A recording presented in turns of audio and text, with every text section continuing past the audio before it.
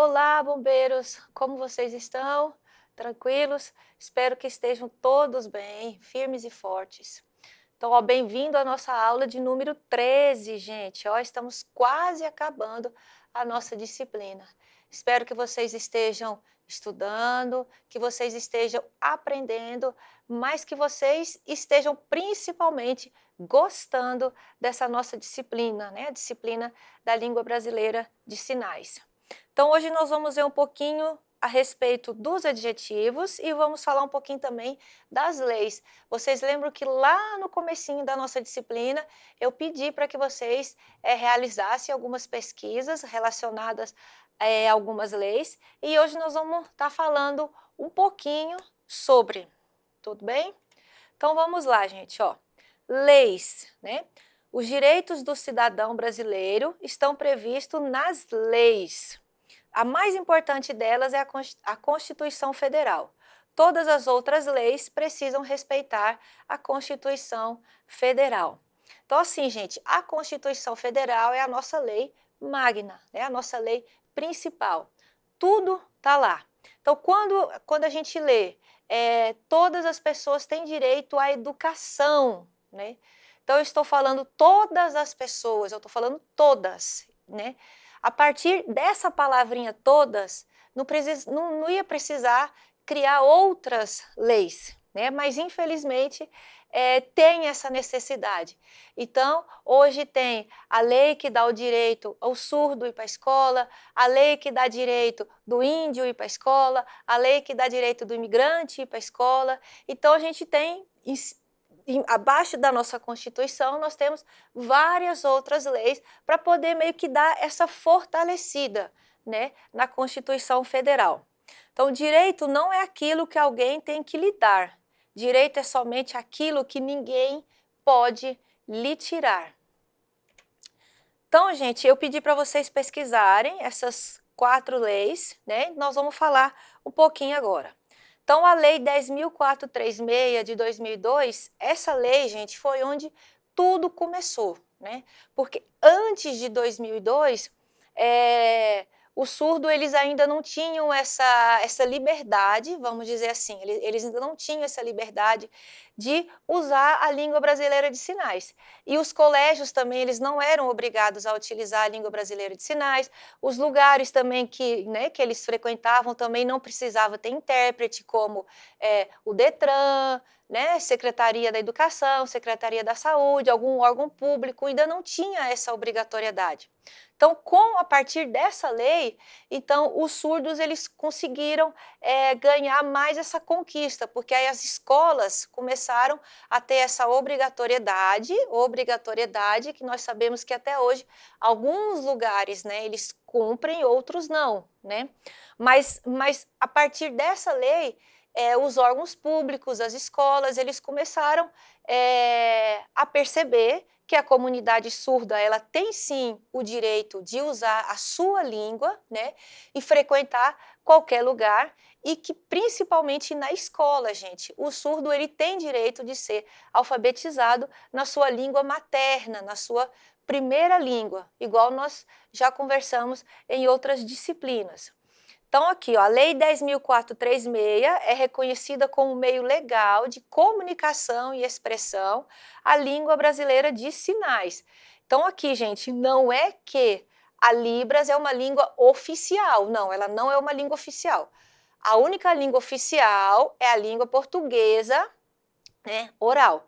Se ela fosse uma língua oficial, nós íamos ver prefeitos dando discurso utilizando a língua de sinais, né, vereadores, deputado, governadores, né? Então, se fosse uma língua oficial, a gente ia ver todo mundo utilizando a língua brasileira de sinais. Não é o caso. Então, ela não é uma língua oficial, mas ela é reconhecida como um meio legal de comunicação.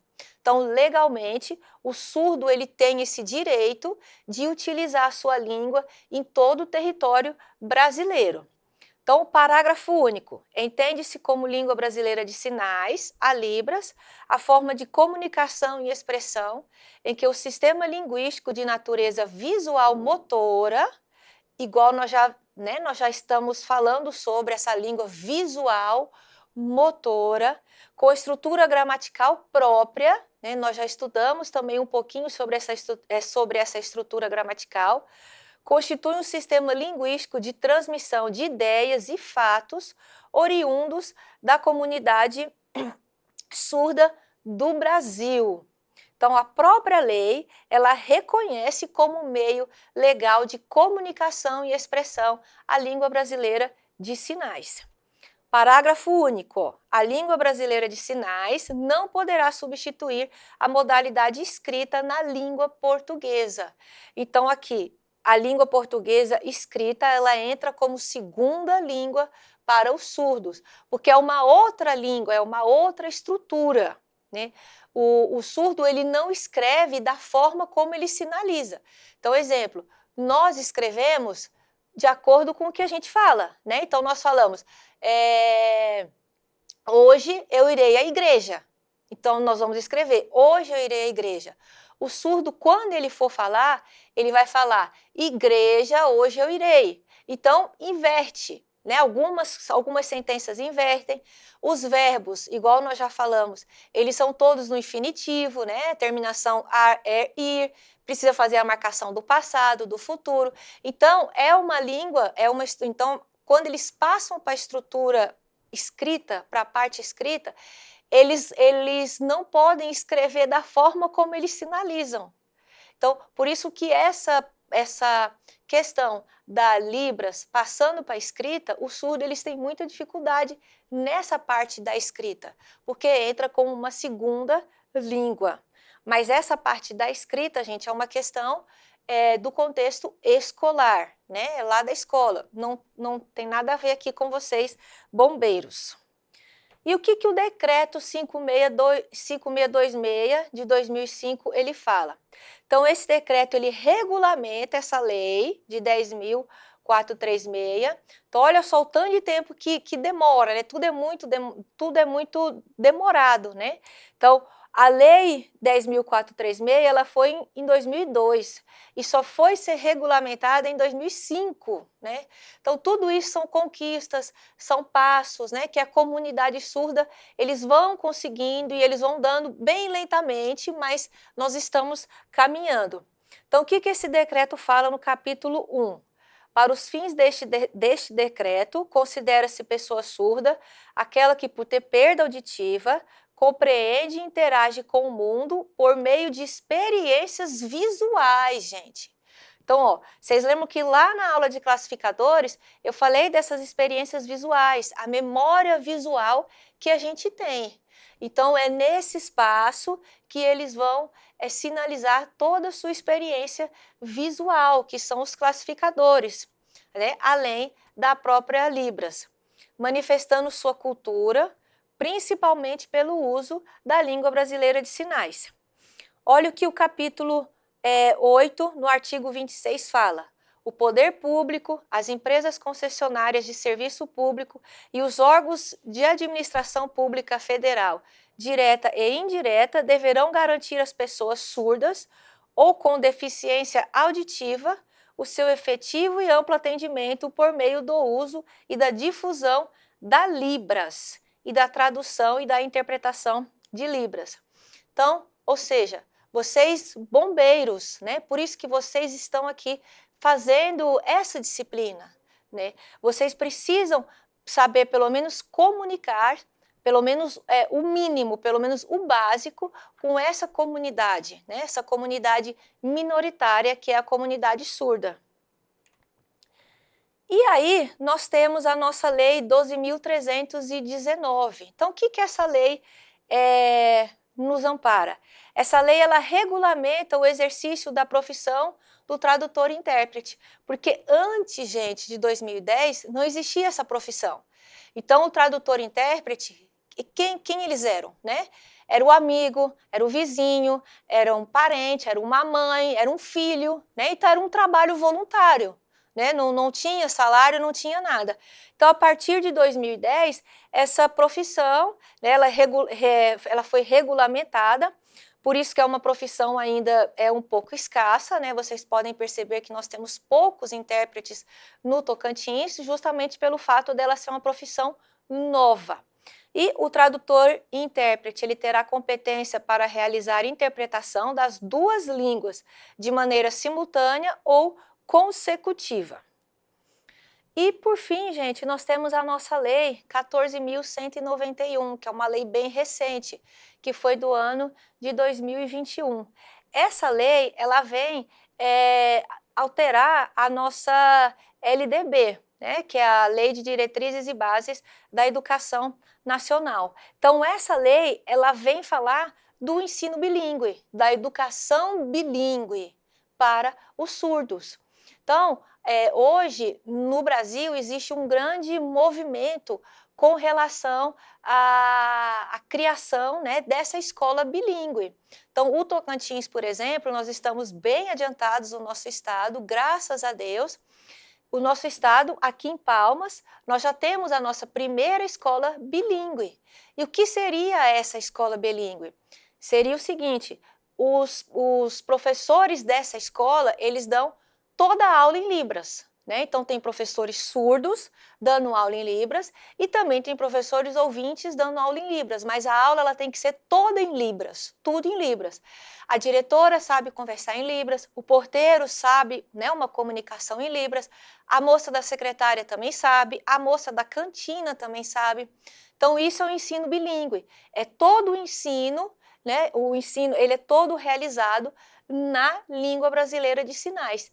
E aí a língua portuguesa, ela entra como uma segunda língua para aqueles alunos e com uma metodologia diferente para o ensino deles. Então, isso é o ensino bilíngue.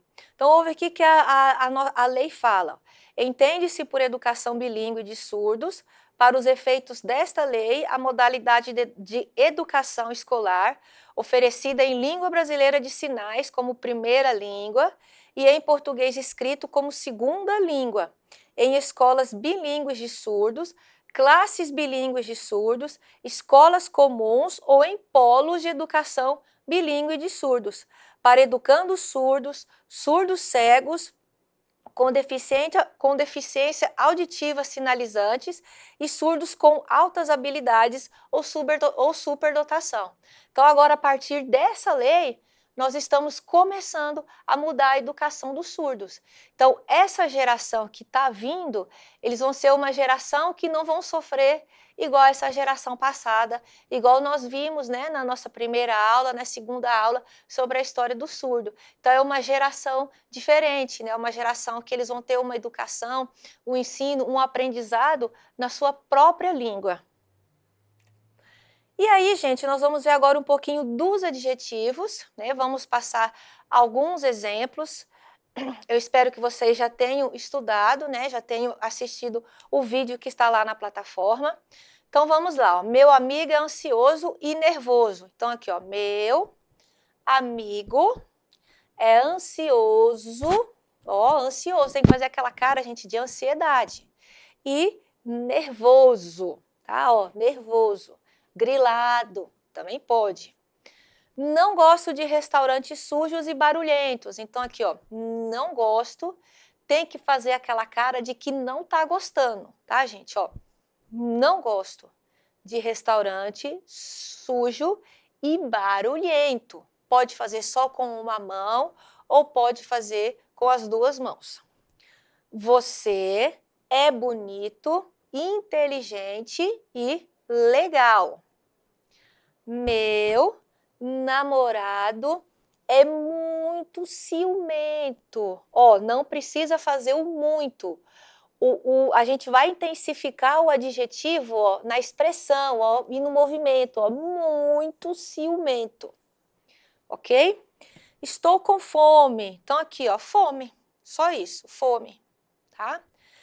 É fácil chegar na minha casa. Hoje estou cansado e fraco. Então, nós podemos fazer assim, ó. Hoje eu estou sentindo, tá? Que eu estou cansado, faz aquela cara de cansaço, cansado e fraco, tá? No nariz, ó, fraco.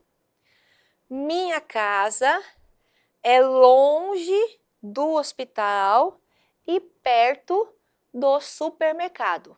Supermercado vocês podem fazer assim em Y ou também pode fazer em S. No material de vocês está em S. Pode fazer dos dois jeitos. Tranquilo?